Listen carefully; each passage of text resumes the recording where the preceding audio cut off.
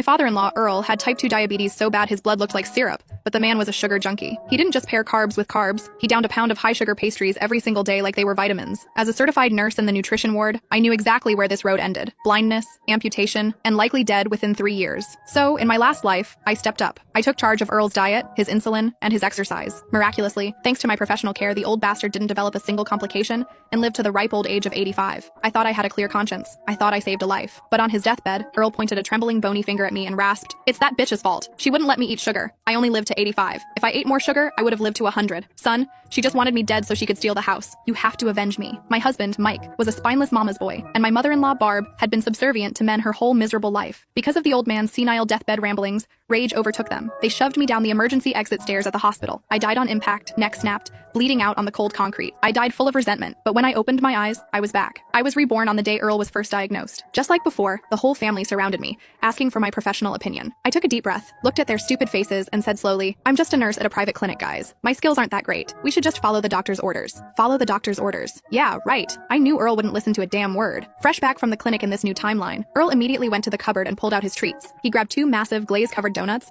and shoved them straight into his mouth. "Doctors are all liars and crooks just trying to scam us for money," Earl mumbled through a mouthful of dough. "Saying my fasting glucose is 200. Saying I'll go blind or lose a foot. Bullcrap. Do I look sick? I feel fine. I'm absolutely not staying in a hospital and I ain't taking no pills." He shook his head arrogantly, then grabbed a mug of whole milk Barb had loaded with extra sugar. Earl chugged a huge gulp. I watched him, self-righteous and doomed, and let out a cold, silent laugh inside. His blood sugar was a ticking time bomb. The complications were inevitable. The fact that he didn't feel symptoms yet was just God giving him enough rope to hang himself. In my last life, I would have slapped the donut out of his hand. I would have preached about glycemic index and insulin resistance. But after dying like a dog, I wasn't going to waste a single breath. "Sarah, honey, aren't you a nutrition nurse? Tell him what's what," Barb chirped. It was deja vu, the same scene. "Blood sugar. Sounds like a made-up term to scare folks," Earl scoffed, shoving a cinnamon roll into his face, his cheeks puffing out like a greedy hamster staring me down. Thinking about his syrup-thick blood, I swallowed hard. I swallowed my advice right along with my spit. "Dad," I said, putting on my best innocent face. I mean, I did study nursing, but I'm not a specialist in diabetes. Honestly, sticking to what the doctor said is probably best, but you know your body best. I exhaled, relieved. I had just strangled the tragedy of my past life in its cradle. Last time I rushed forward, patted his back, and literally caught the chewed-up pastry he spat out. I gave a PowerPoint presentation on death and decay. Even though he didn't believe me then, the doctor and I forced him into submission. I quit my job. I stayed by his side 24/7. Earl had a nasty temper. When the sugar withdrawal hit, he smashed things. Once, he threw a heavy glass ashtray at my head because I hid the cookies. I almost passed out from the blood loss. "You're torturing me on purpose. I'm gonna make Mike divorce you," Earl would scream, standing on a chair with newfound energy thanks to my diet plan. Mike and Barb hated me too, constantly whining, but they feared the doctor's bills, so they listened. I heard Barb whisper to Mike more than once, "Look at